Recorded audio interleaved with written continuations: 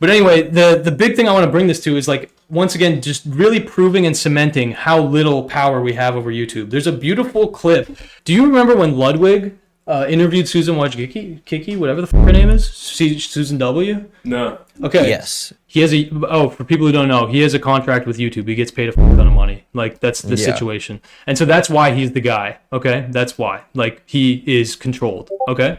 Like he is willing to play ball at a very high level. Like, he understands his limits, you know what I mean? Anyway, the point is, and that's, by the way, that's the only people that YouTube will talk to nowadays, is people who really like understand the dynamic, which is like, you do not step out of line. I mean, right? in fairness, it's not like Ludwig wants to question that anyway, but yeah. Like, I don't think Ludwig would ever be in a position where he really wants to question YouTube in a serious way. I don't think he gives a shit. He's a businessman. Yeah, 100%. Anyway, the point is that Ludwig, like, when he interviewed Susan Wojcicki, I pretty much, like, I was curious because the whole thing, the only reason that she went and got interviewed, it's always like a PR thing, obviously. She doesn't just want to talk, actually. Like, these people are actually really bad at talking, and it's really obvious. The more you let them talk, like, the more stupid they look. They're smart, but they're not like public facing. Again, this is where we enter. It's like influencers play very unique power games to someone with real power, okay? Like, every executive at YouTube has real power, which is so different than influencers, because, again, all of our power is dependent on the people who watch us, right? Influence. It's different.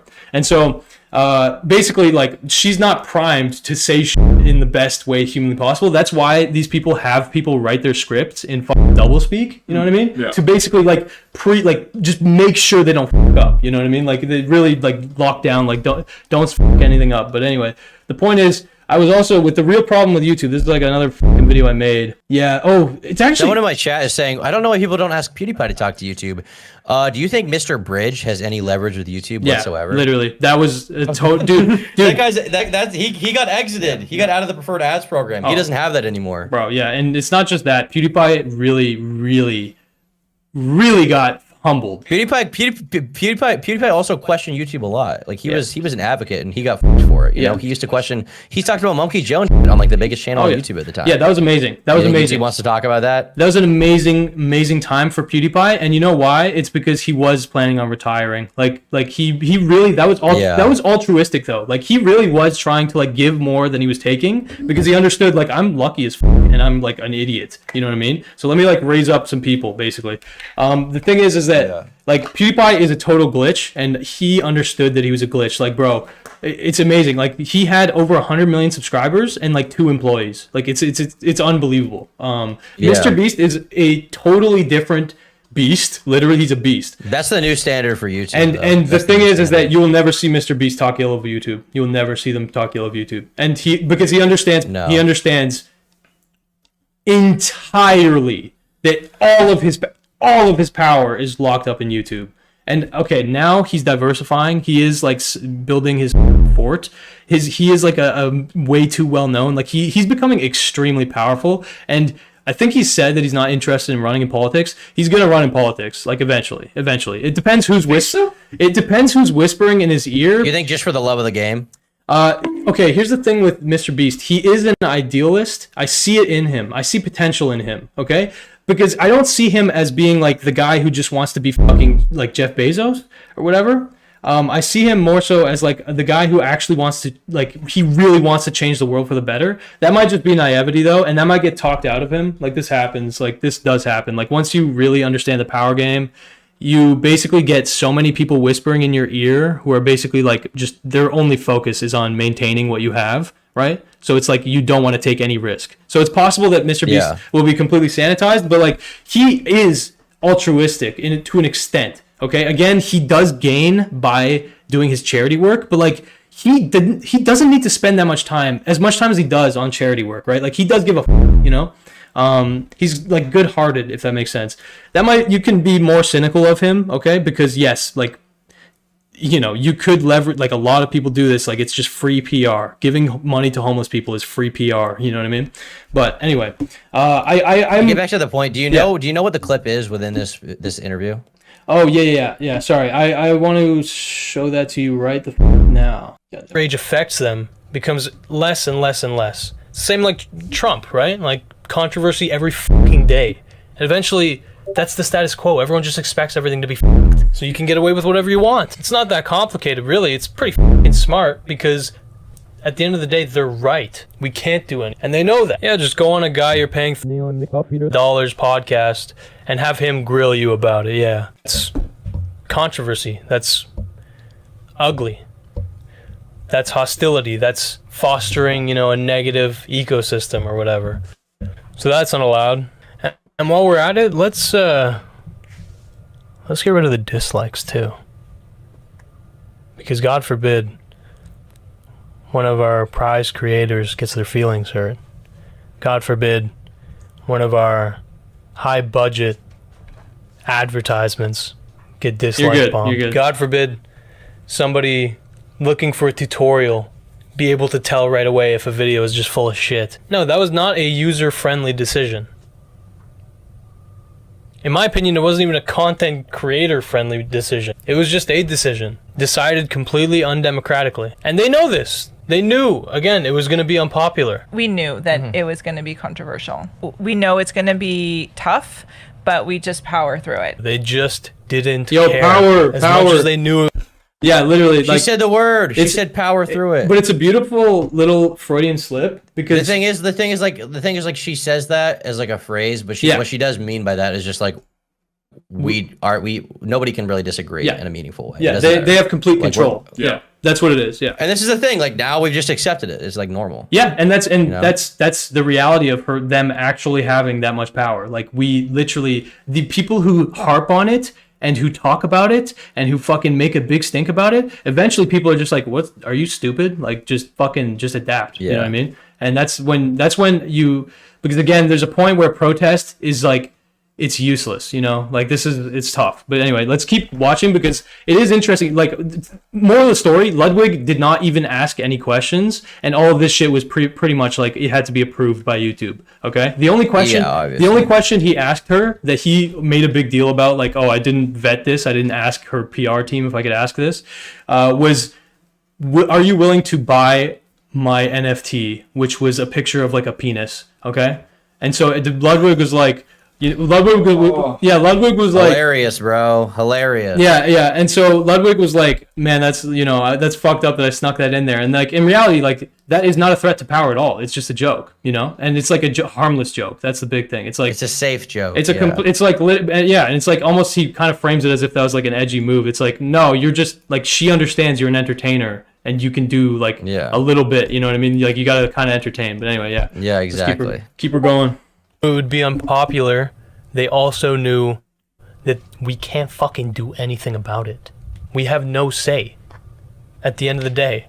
And with every fresh controversy, fresh, crowd of people that gets pissed off, the amount that outrage affects them becomes less and less and less. Yeah. This whole video is talking about the Cory Kenshin thing, because that was a fascinating scenario where Cory Kenshin like got a fuck ton of influence. Like, that was like a massively popular video. He was complaining about nothing. Oh my god. He was complaining about fucking nothing. He got one video with limited ads. Yeah, dude, it's crazy. I don't know if you know anything about this. He's like, is it because I'm black? It's like, oh man, it's like because you're fucking black, dude. It's like, okay. Look, I'm gonna just be tactful about this, because this is like like, I get why he would go to that thinking, but the point of the matter is, Cory Kenshin is one of the most privileged creators you could possibly imagine. Wait, like, you're in such a privileged position that you think it's a new problem to complain that you got one video with limited ads, it's and crazy. you have the audacity to say that on the most PC front-facing website in the world, it's because you're black. Are you fucking kidding me? And I still see people parrot this fucking position publicly. Oh, it's fucking... You fucking idiot. You fucking but you fucking played into the social injustice going on at the time. Yeah, so you could fucking ride the wave and complain about the fact you had one gaming video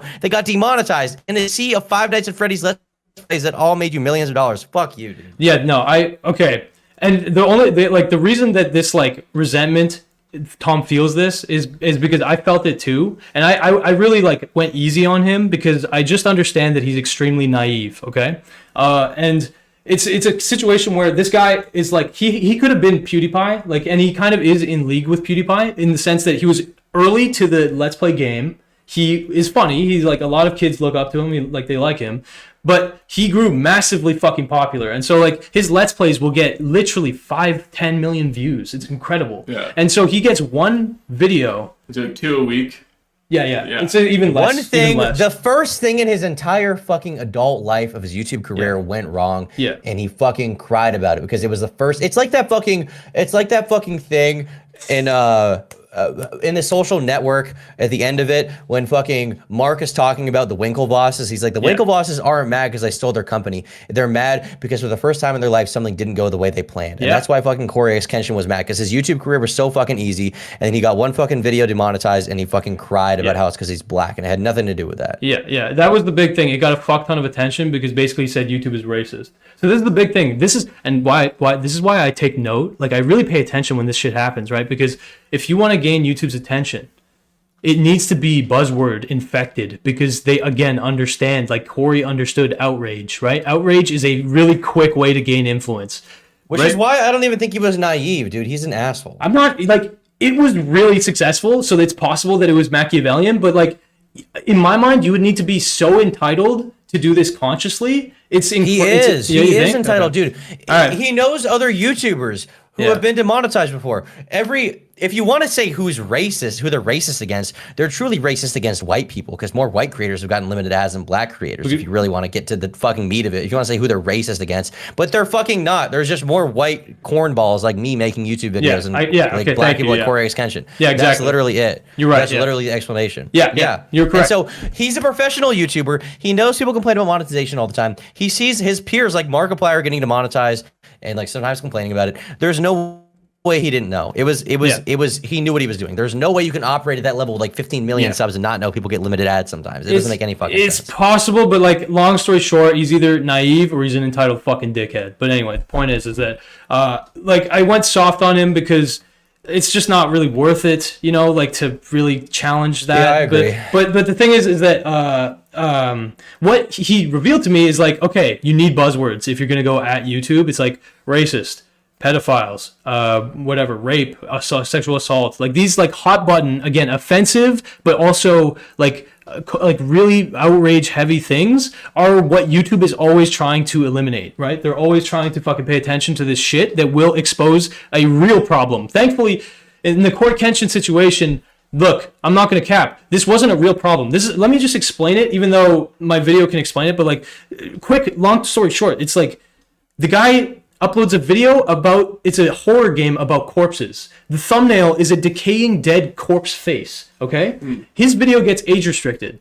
He has a YouTube contact. He says this in the video. He has a YouTube contact that he appeals to, and basically when the appeal goes through, they basically make it so that the video is now it's age restricted. They fix it. They fix his problem. Yeah. He then, the greedy fuck, goes and is like, wait a minute, why wasn't Markiplier or Jacksepticeye's videos about this same game age restricted? The answer is because, in my mind, their thumbnails were not decaying dead faces, right? But his answer is because he's black. That's his fucking answer. And his answer is because he's black. And what's so fucking offensive about that to me is he's in a position where he has 15 million subs and he potentially could have a 1% edge over YouTube to actually cause some change. And instead, what he decided to do was complain about one video being fucking age restricted selfishly and take up the fucking airwaves with that shit for a selfish reason. And then everybody just stopped caring. Oh, I viewed this as a massive waste, but it's like, it's okay. It's a waste though, but it's like, it's okay because it got people talking about YouTube in a critical way, which I like. But it's just a total waste. The thing is totally missing the point. But you know what's interesting, right? Is that I'll explain to you why this caught on so much, and it really makes a lot of sense. And by the way, so he complained to his rep about the video, basically, like, why wasn't Jack... He has a rep. Yeah. Who has a fucking rep? He has a rep. That's another thing. It's like, this guy doesn't realize how he has it. You know what I mean? Like, he really... It's incredible. But anyway, the point is, though, is that, like, this fucking guy, after he complains, he bitches, basically. He's like, yo, why didn't you fuck with Markiplier or Jacksepticeye's video? I guess YouTube understood what he was asking, because he probably asked it in a way that made it obvious, but they just age restricted all videos about the game. they basically just skitzed out and they were like, oh fuck, okay, whatever, just fucking age restrict all of them. Let's make it fair or whatever. You know what I mean? Yeah. Like they tried to damage correct or whatever, control.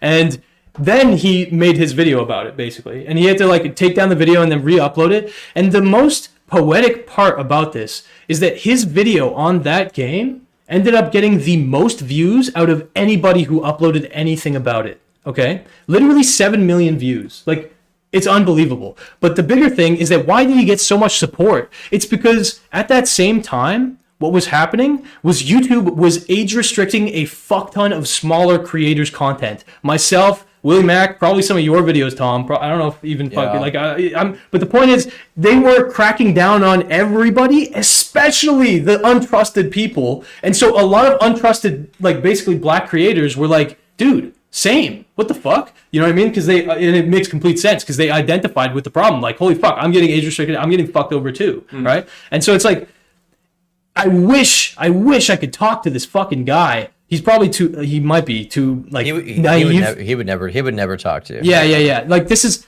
the thing, man, is like now that I see the game, I just wish that I could talk to so many people, but it's like, this is a thing of power. People are scared, you know, to like when you want to talk to someone, they usually think it is you're trying to gain something from them. And they're usually right. Like, you know what I mean? Like I would gain something by having this big ass creator actually speak facts about what is happening. You know what I mean? He wouldn't be able to just fucking virtue signal basically and like get this massive amount of support. Like it was incredible the amount of support he got.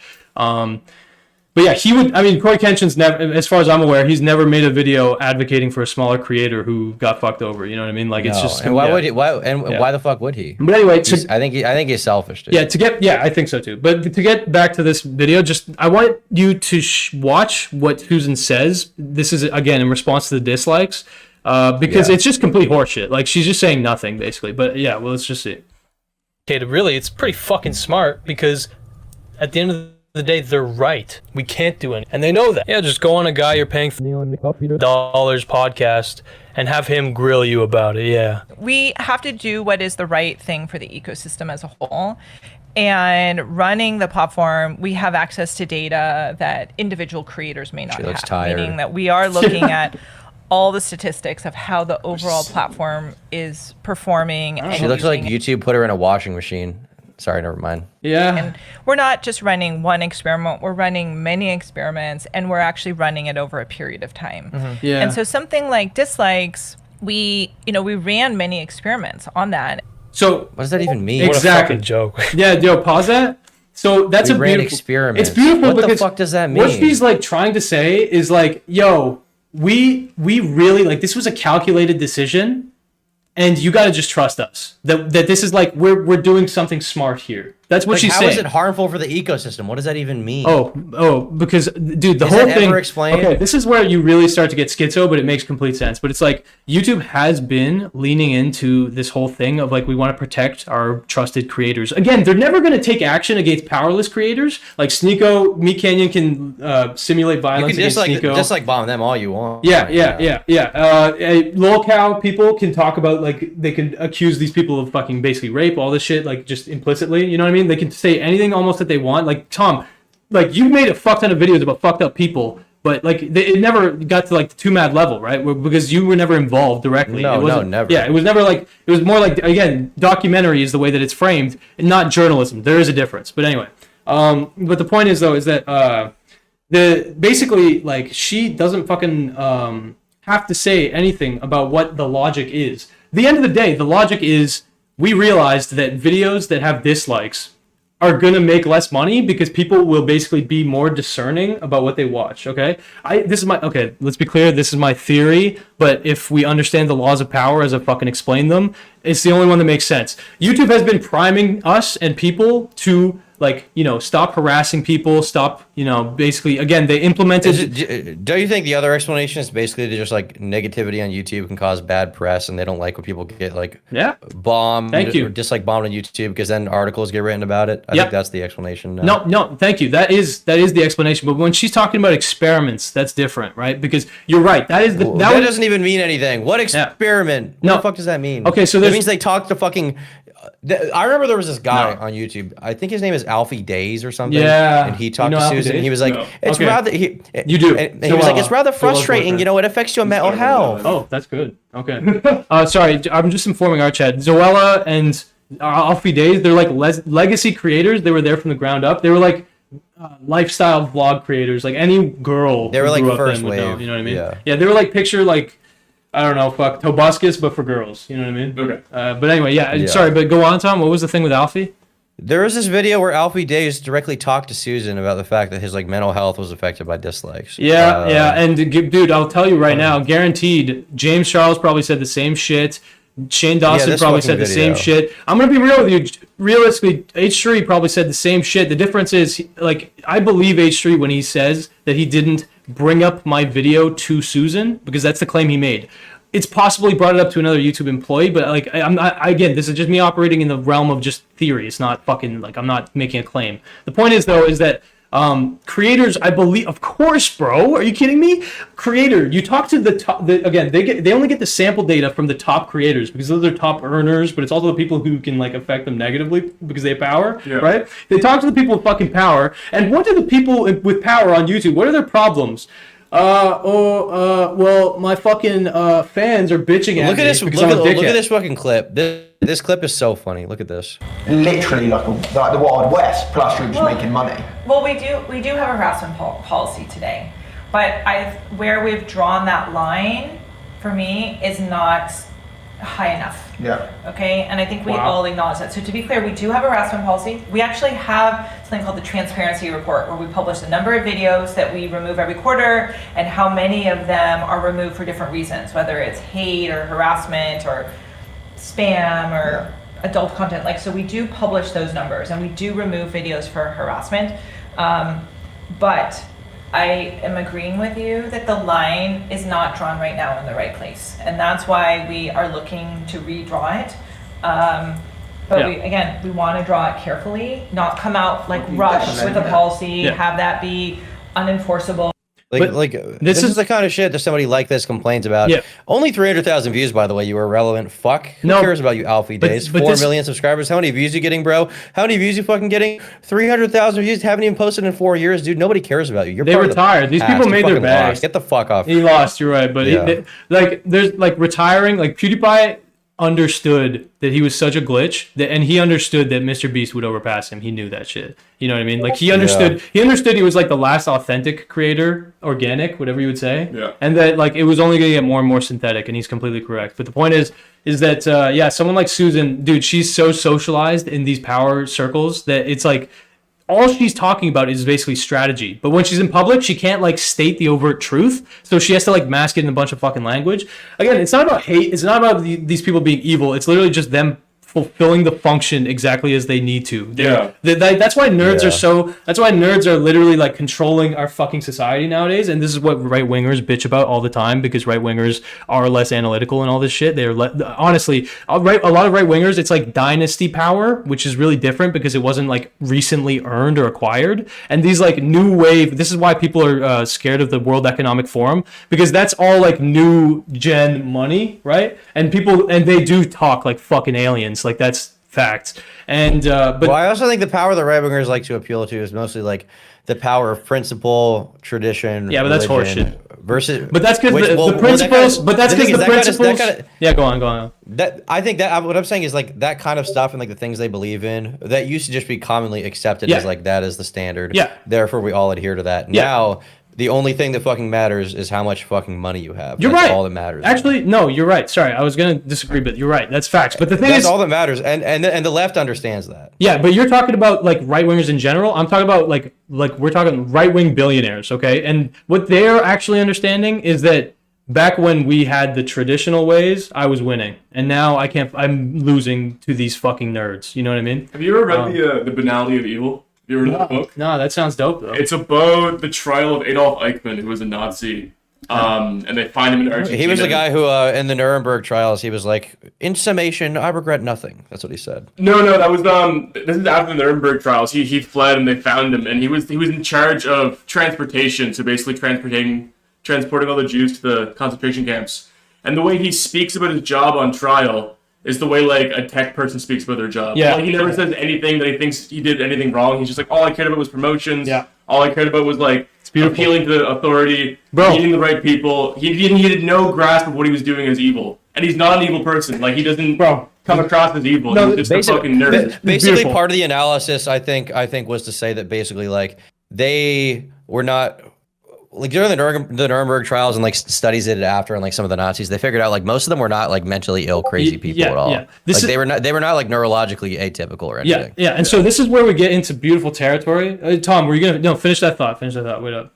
Well, I mean, basically, what I was saying is like the reason he didn't regret it is because he didn't have any grasp of like it was an atrocity. He was just like, I was acting as the state. It was my job. Yeah, like I literally did the right the following thing. orders meme. Literally the following orders. Yeah, but that's facts because people are symptomatic of the systems that they're living in. Like this is just they're actors and fulfilling their role, right? Like again, it's like the beautiful Macbeth quote where it's like. There's like the soliloquy or whatever the fuck where it's like I was a mere player on the stage, you know what I mean? Like, and once I'm gone, nobody gives a fuck basically. And so, but the thing is that this is touching on Marcuse, which is a fucking German Jew who survived and escaped the fucking Holocaust. One-dimensional man. He talks about this is a guy who understands the mentality. A German Jew. This is a guy who understands like that. How the fuck did that happen? Right? Like he was really trying to understand how the fuck did this happen.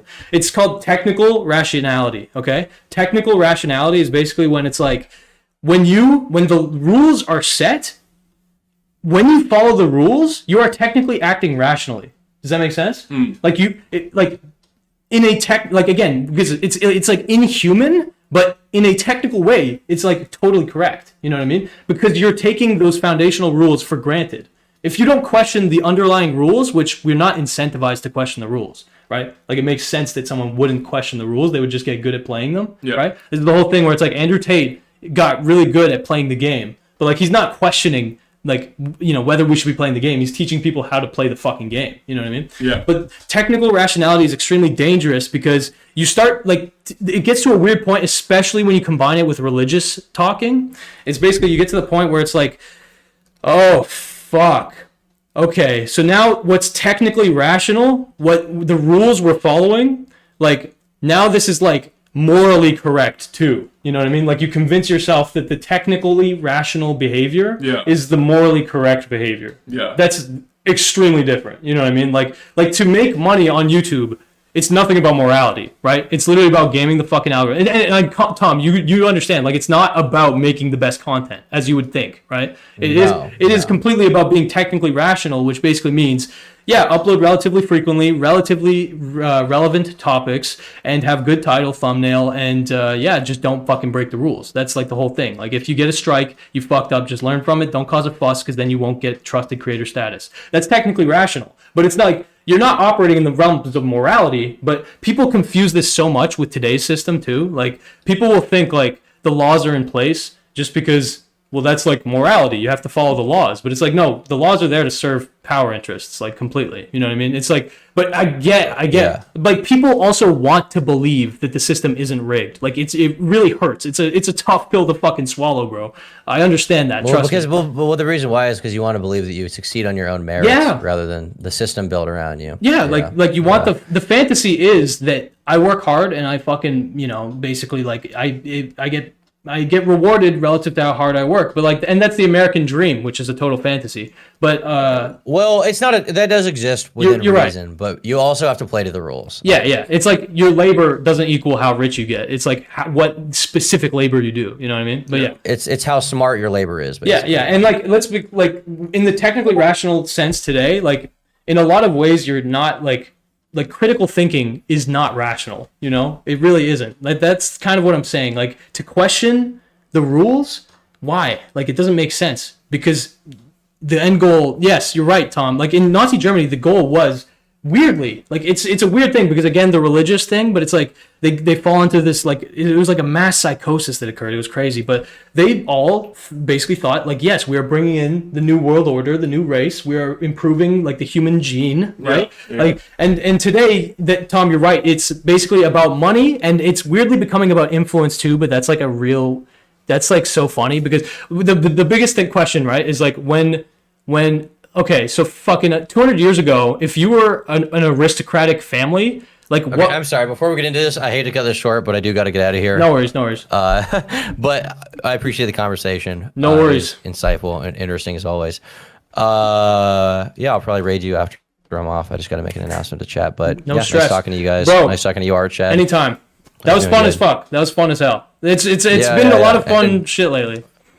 But yeah, And keep going. Next Friday, thank you, bro. I might be traveling, but I might be back, so we'll see. Yeah, All I mean- take it easy, bro. Have a good one. God bless. Hey, bro. Stands of Time hoodie. This looks sick. Is available right now. Gokamerch.com. We got Eternal Beauty right here. Shut up, Gokanaru. The real thing you should be advertising is our brand new Hubert NPCs. Did you enjoy the Sneeko video? Do you desire the love and companionship that comes with owning a Hubert of your own? Well, then you should head to Gokamerch.com and sign up for the email list. It's easy. Just take a look at one of our satisfied customers. You open it. Oh, that's hard. A little bite! Wow, look at that smile. Making a friend has never been easier with our new Hubert NPCs. Sign up to the Gokamerch.com email list today so that you'll be the first to be notified when Huberts go on sale. Only a limited quantity will be sold. So sign up.